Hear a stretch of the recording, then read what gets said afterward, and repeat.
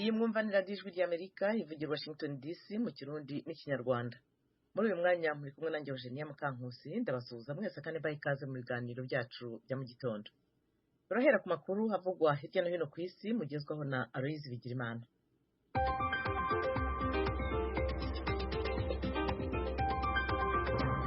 Maramutse neza Eugenie, turayahera ku mugabane wa Afrika. Muri Nigeria abategetsi b'amabohero bavuga ko abantu bitwaje ibigwanisho bateye ibohero ricungerewe bikomeye ku mugwa mukuru Abuja mu ijoro ryo ku munsi wa kabiri. Ibi byatumye umwe mu bacungera iryo bohero yicwa, abanyororo hafi barenga 600 baratoroka. Abategetsi bavuga ko abakoze ico gitero bahavuye basubizwe inyuma n'abajejwe umutekano. Iri bohero rifungiwemwo abagizi ba nabi bo ku rwego hejuru barimwo abahoze ari abategetsi hamwe n'abagwanyi ba Boko Haram bafashwe. Iki gitero cabaye haheze amasaha make abitwaje inkoho barashe urukurikirane rw'imodokari zarimwo yitwaye Perezida Muhammadu Buhari muri leta aturukamwo ya Katsina. Nta muhari uremanga ko wakoze ico gitero, ariko abategetsi bakeka ko ari umuhari w'iterabwoba wa Boko Haram. Hanze ya Afrika, mu Bushinwa amamiliyoni y'abanyagihugu bategetswe kuguma mu mihana yabo kuva ejo kuwa gatatu n'abakora ibikorwa bitandukanye hamwe n'amamangazini byose birugagwa mu gisagara ca Xi'an kiri mu buraruko bw'igihugu mu gutinya umugera wa COVID-19 wongeye kwaduka ku rugero ruteye ubwoba. Abategetsi mu gisata c'amagara y'abantu bagiye kwivyukiranya. Uko kwivyukiranya k'uyu mugera kuje guhungabanya Perezida Xi Jinping mu gihe mu ndwi iheze yari yarongeye kwiyemeza kurwanya uyu mugera gushika aho urandurwa ubutakigaruka mu gihugu ciwe c'Ubushinwa. Hano muri Leta Zunze za Amerika, ubushikiranganji bw'ikigega ca leta bwavuze ejo ku munsi wa gatatu ko bwafatiye ibihano Irani bwahagaritse ubutunzi bw'akagwi k'abanyamahanga baciye kubiri n'ibihano byafatiwe ico gihugu. Bagirizwa kuba baradandarije mu buseruko bwa Aziya ibihingurwa muri peteroli byamuka muri Irani bifise agaciro k'amamiliyoni y'amadolari. Ibi bihano byafatiwe amahinguriro y'ibiva muri peteroli yo muri Irani hamwe nayo mu Bushinwa na Emirates z'Abarabu Zunze Ubumwe ariko yegukira Irani. Amerika isanzwe yari yarafatiye ibindi bihano amahinguriro y'ibiva muri peteroli ya Irani hagati mu kwezi kwa gatandatu. Ibi bihano bishasha byejo kwa gatatu bije imbere y'urugendo rurindiriwe cyane rwa Perezida Joe Biden muri Israeli na Arabia Saudite mu ndwiza. N'urugendo ruzoba rutumbereye kuvugwamwo ahanini iterabwoba na Irani irimwo ryo kuburizamwo amasezerano yo mu 2015 ya nucleaire, ubutunzi hamwe n'inyungu z'ayo mashirahamwe yafatiwe ibihano biri muri Amerika bugiye guhagarikwa. Abanyamerika baba muri Amerika hamwe n'amakompanyi bazobuzwa gukorana urudandaza n'amakompanyi ya Irani yahanywe. Washington, ijwi ry'Amerika. Kuri Irani kandi umuhari w'igisirikare ca Iran ukomeye udasanzwe witwa Iran's Revolutionary Guards warafashe abadiplomate b'abanyamahanga batari bake barimwo n'Umwongereza. Televiziyo y'igihugu yatangaje ejo kuwa gatatu ko bagirizwa ibikorwa byo gusuma urusaku muri Irani. Amakuru arimwo ibihugu abandi badiplomate bamukamwo ndetse n'igitigiri c'abafashwe hamwe n'amatariki bafatiwe ko ntivyatangajwe. Aya makuru atangajwe mu gihe hasanzwe hari icuka kibi mu bya kidiplomasiya hagati ya Irani n'ibihugu rutura ku isi. Ni mu gihe kandi ibyo bihugu byananiranye na Irani gushika ku mwumvikano ku masezerano kuri nucleaire yo mu 2015. Kuva ejo kwa gatatu kandi n'amashinga amateka y'Ububirigi yaremeje amasezerano yo guhanahana abanyororo na Irani. Umushikiranganji w'Ububirigi ajejwe ubutungane ku munsi wa kabiri yabwiye abashingamateka ko aya masezerano atumbereye gukingira inyungu z'Ububirigi hamwe na bene gihugu babwo. Washington, ijwi rya Amerika. Hanze amakuru avugwa hanze kandi na makuru avugwa ku ntambara muri Ukraine. Abategetsi ba Ukraine jo kuwa gatatu barasabye abanyagihugu bagisigaye mu ntara ya Donetsk iri mu buseruko bw'igihugu kuvayo bagahungira mu bice bigitekanye. Uburusiya bwaragabye ibitero bishasha bitumbereye kwigarurira intara yose ya Donbass izwi ko irimwo amahinguriro menshi. Umukuru w'abasirikare mu ntara Donetsk Pavlo Krylenko yavuze ko Uburusiya bugenzura ibice 55% kwijana by'iyo ntara kandi bwamaze no gufata intara yose ya Luhansk. Perezida w'Uburusiya Vladimir Putin yavuze ko intumbero yiwe ari ukwigarurira ubuseruko bwose bwa Ukraine ahaba abavuga ikirusiya. Bamwe mu banya-Ukraine baracagonanwa kuva mu ntara ya Donetsk, ariko Krylenko yavuze ko hagisigaye yo hafi abashika 340 kubashika umiliyoni 1,700,000 babayo imbere yuko iyo ntambara itangura mu kwezi kwa kabiri.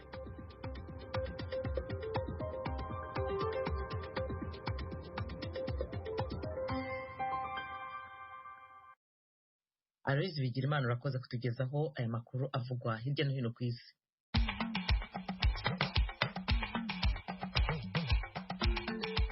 Perezida w'u Rwanda Paul Kagame n'uwa Kongo Felix Tshisekedi ejo bumvikanye gushyiraho umutwe wihariye wo kugenzura ihagarikwa ry'imirwano mu burasirazuba bwa Kongo. Abandi bamaze kwirukanka bataye ingo zabo, ariko twizera yuko nibabona igisubizo kuri ibi bireba by'amahoro n'ibindi by'amacakubiri byari bimaze kuza mu bantu nabyo bizashira, tubane nk'uko twari dusanzwe tubana. Uwo ni umwe mu banyekongo bavuga ikinyarwanda bavuye mu ntara ya Kivu ya ruguru mu burasirazuba bwa Repubulika ya Demokarasi ya Kongo. Mu Burundi leta izatangira gukingira indwara ifata amatungo yitiriwe Rift Valley mu kwezi gutaha kwa munani. Izi nkuru hamwe n'izindi twabateguriye ni mu mwanya ku buryo burambuye mube hafi.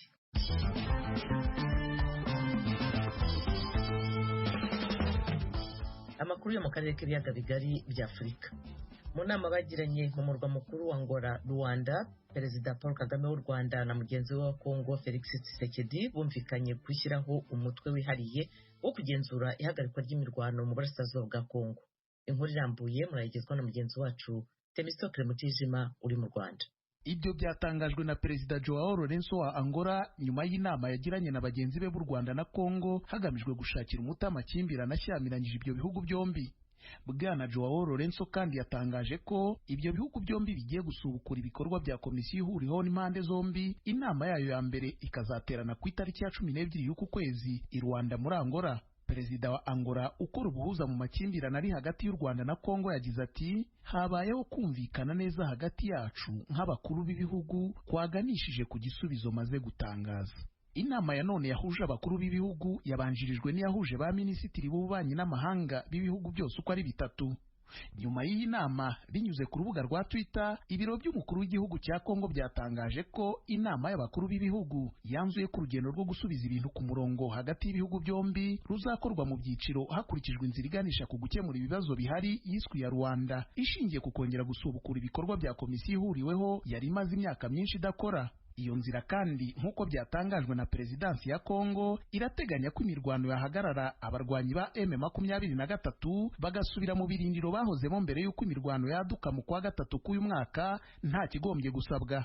Umubano hagati y'ibihugu bituranyi u Rwanda na Repubulika ya Demokarasi ya Kongo watangiye kuzamba kuva iki gihugu cyakiriye impunzi nyinshi z'abanyarwanda mu burasirazuba bwacyo, zirimo n'abasirikare ba leta yari imaze gutsindwa mu 1994. Ubutegetsi bw'u Rwanda bwashinjaga gusiga bakoze jenoside no kugaruka ku rugabaho ibitero.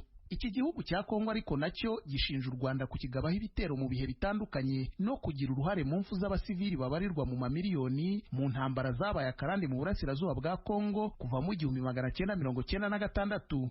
hamwe n'ubutegetsi bwa Perezida Felix Tshisekedi. Umubano wasaga n'urimo kugaruka mu buryo hagati y'ibi bihugu, ariko wongeye kuzamba kuva mu kwa gatatu k'uyu mwaka, aho ibitero by'inyeshyamba za M23 byuburiye Kongo igashinja u Rwanda gushyigikira izo nyeshyamba.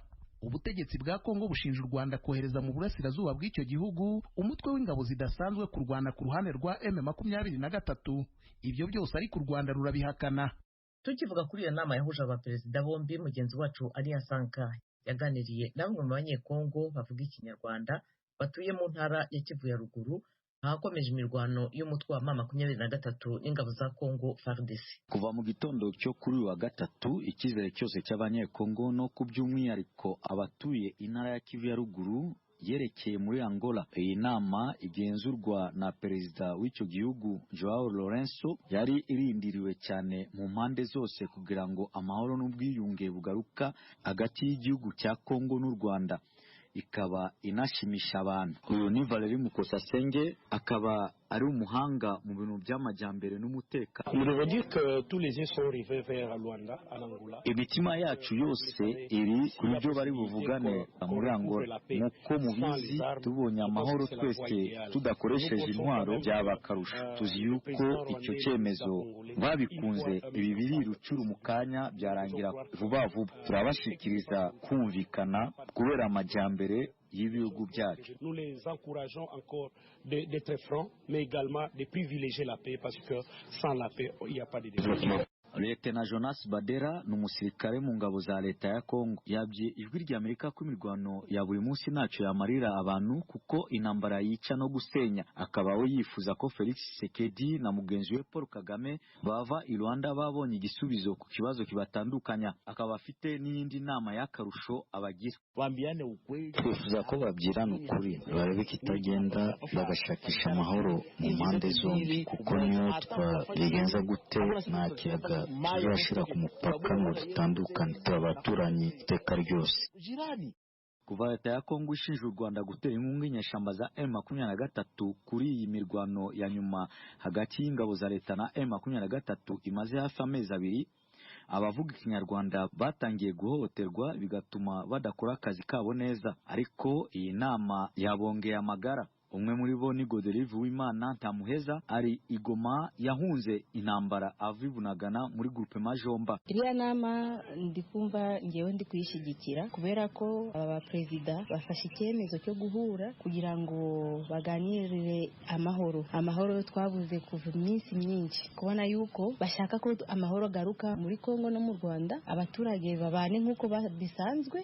Icyo nasaba bari abari mu rugamba wenda bagacisha bugufi, bakareka kurwana, bakarindira yuko abaperezida bacu babona igisubizo ku bibazo byo dufite by'amahoro. Reba abantu benshi bamaze gupfa, reba kandi abandi bamaze kwirukanka bataye ingo zabo, ariko twizera yuko nibabona igisubizo kuri ibi bireba by'amahoro, n'ibindi by'amacakubiri byari bimaze kuza mu bantu nabyo bizashira, tubane nk'uko twari dusanzwe tubana. Iyi nama ifite uruhare runini muri iyi minsi Kongo ishinja u Rwanda gushigikira umutwe wa M23 n'u Rwanda gushinja Kongo gushigikira umutwe wa FDLR. Ali Asanka Darius, ijwi ry'Amerika, Igoma. Tukivuga ku bijyanye n'umutekano muri Kongo, igisirikare cya Uganda kivuga ko kimaze kugera ku ntera nini mu kurwanya abarwanyi b'umutwe w'iterabwoba wa ADF mu burasirazuba bwa Repubulika ya Demokarasi ya Kongo. UPDF iri mu bice bya Beni no mu gice cya Ituri kuva mu mwaka ushize, aho ikorana n'ingabo za Kongo FARDC. Inkuru y'umunyamakuru w'ijwi ry'Amerika muri Uganda, Ignatius Bahizi. Mu butumwa bugenewe abanyamakuru, igisirikare cya Uganda cyavuze ko kuwa mbere cyahanganye n'abarwanyi ba ADF kigafata inkamba ikomeye cyane y'abo barwanyi yitwa Rusorobu, kikicamo abarwanyi 7. UPDF inavuga ko yafashe ibikoresho byinshi by'intambara by'uwo mutwe hamwe n'ibyangombwa by'inzira nka pasiporo yo muri Tanzania y'uwitwa Monde Kasimu Muhanda, indangamuntu y'igihugu cya Kongo hamwe n'ibikoresho by'itumanaho. Amwe mu mafoto y'ijwi ry'Amerika ryabonye harimo ayo igisirikare cya Uganda kivuga ko ari abarwanyi ba ADF bishwe, n'andi mashusho y'ibisa nk'impapuro hamwe n'ibikoresho byo mu rugo bivugwa ko byabonetse muri iyo nkambi ya ADF. umuvugizi w'iki gikorwa gihuriweho n'ingabo za Uganda hamwe n'iza Congo kizwi ku izina rya Operation Shujaa, Major Peter Mugisha yavuze ko igikorwa cyo ku munsi wa mbere wa kino cyumweru yari intera ikomeye cyane mu rwego rwo kurandura uwo mutwe wa ADF. The mission of the phase 3. Phase 3, remember, it requires killing or neutralizing the command structure. Iki ni icyiciro cya gatatu cy'urugamba rwo kurwanya ADF. Muri iki cyiciro tugamije gusenya ubuyobozi bwa ADF.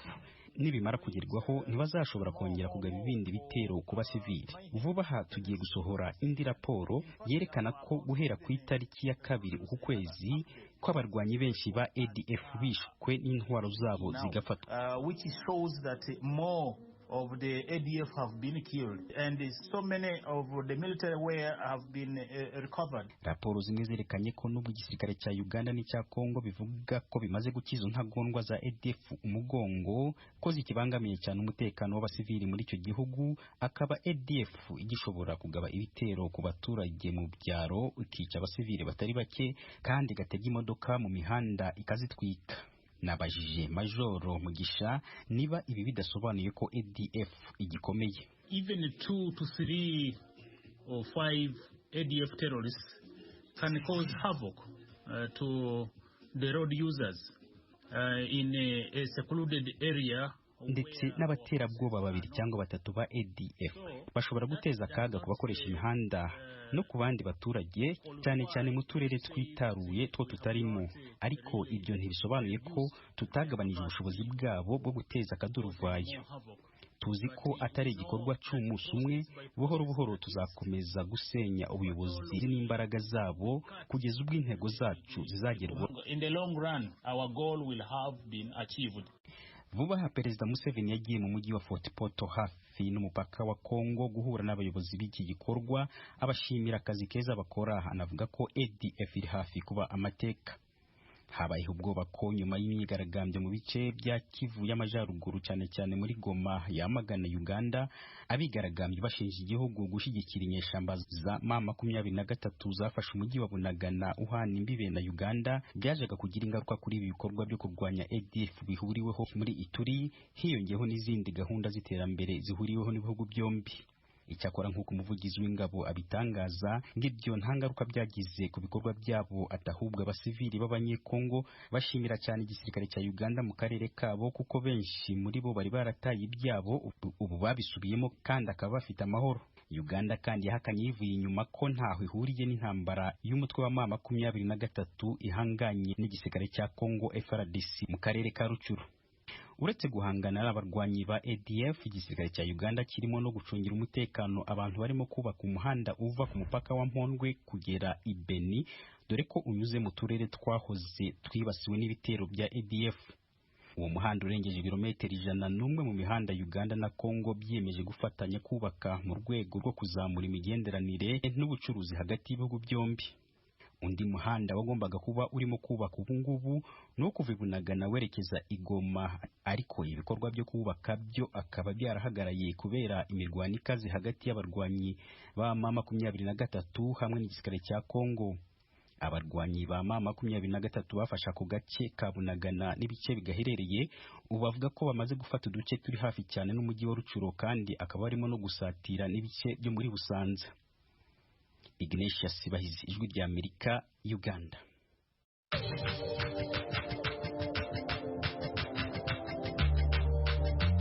Mu munota umwe gusa uramenya amakuru y'Afrika kuri radiyo Ijwi rya Amerika buri munsi. Kurikira video y'umunota umwe ku Ijwi rya Amerika. Ni ku rubuga rwa Facebook rw'Ijwi rya Amerika. Adresi ni VOA Radio Yacu.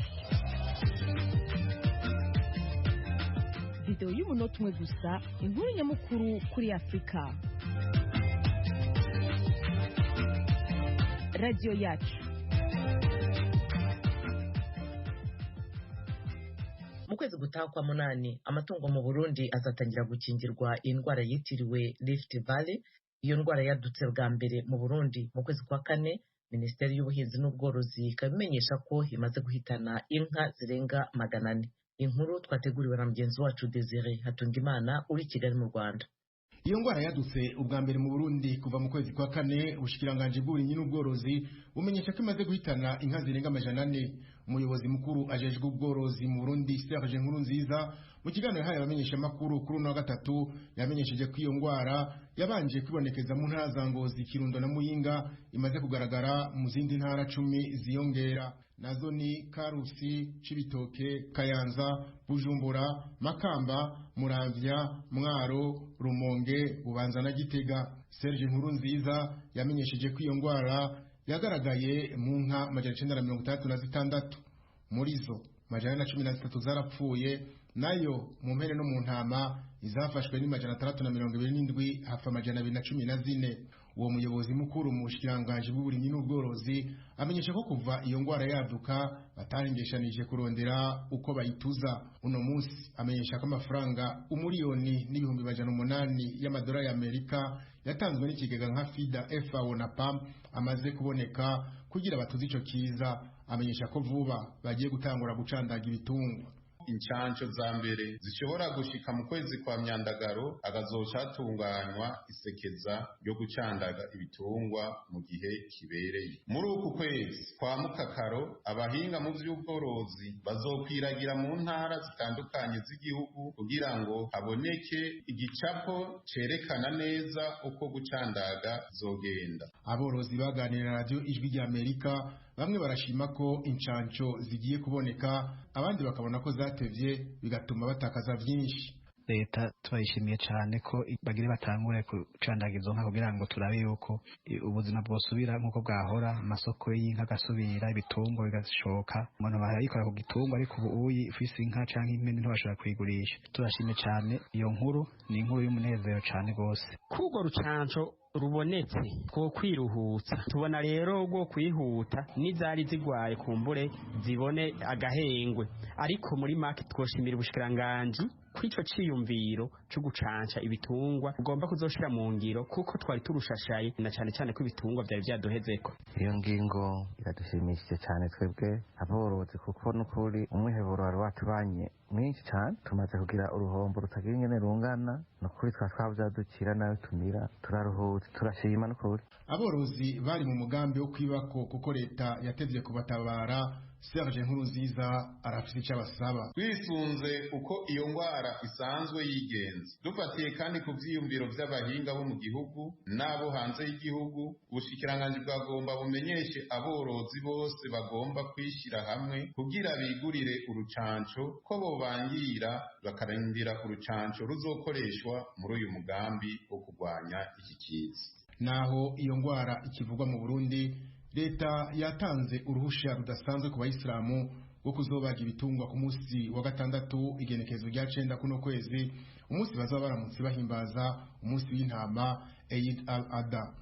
Ariko umuyobozi mukuru w'ubworozi mu Burundi amenyesha ko ibitungwa bizobagwa bizobanza gupimwa bihagaze, bongerera ibipime byabazwe mu ntumbero yo kugenzura neza ko atangwara bifise. Ico gikorwa kizohagararirwa n'abahinga mu bushikiranganje bw'uburimyi n'ubworozi. Amenyesha kandi ko ivyo bitungwa bizobagirwa mu bibanza bizwi mu ntara zose z'u Burundi, agasaba abajejwe intwaro n'umutekano gufasha muri ico gikorwa kugira ntihagire abikika mu kiza.